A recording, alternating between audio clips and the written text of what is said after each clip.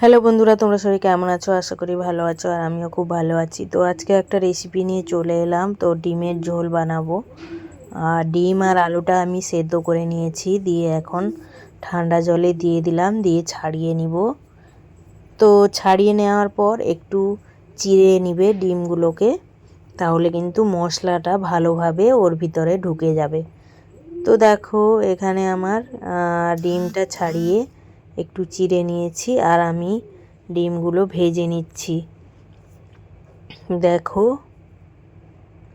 আমি একটু লঙ্কার গুঁড়ো আর হলুদ গুঁড়ো দিয়ে ভালো করে ভেজে নিচ্ছি।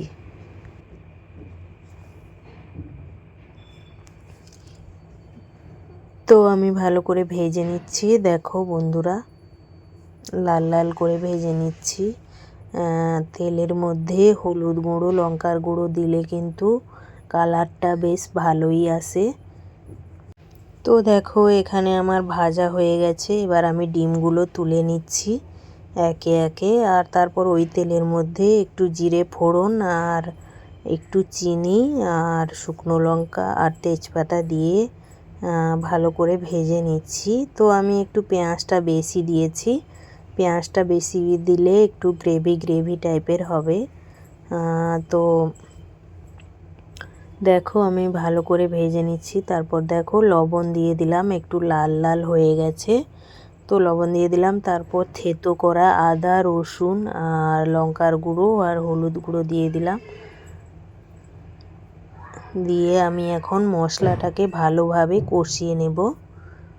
তো দেখো আমি মশলাটা ভালো করে কষিয়ে নিচ্ছি।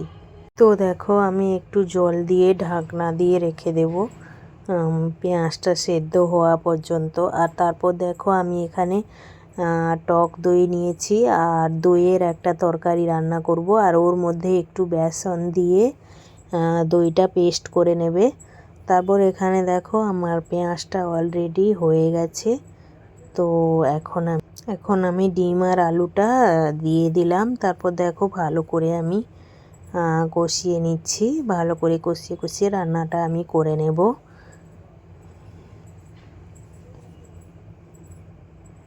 তো দেখো আমি আর একটা পাত্রে জল গরম বসিয়ে দিয়েছি। তো আমি এখন কি করব, মশলা ডিম আর আলুটা কষিয়ে তারপর দেখো আমি গরম জলটা দিয়ে দিলাম। তো তারপর দেখো আমি কিছুক্ষণ ফুটিয়ে নেব।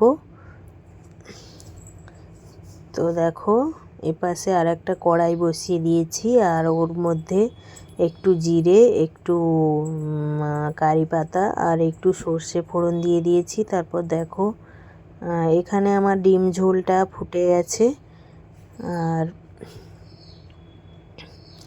একটু গরম মশলার গুঁড়ো আমি ছড়িয়ে দেব।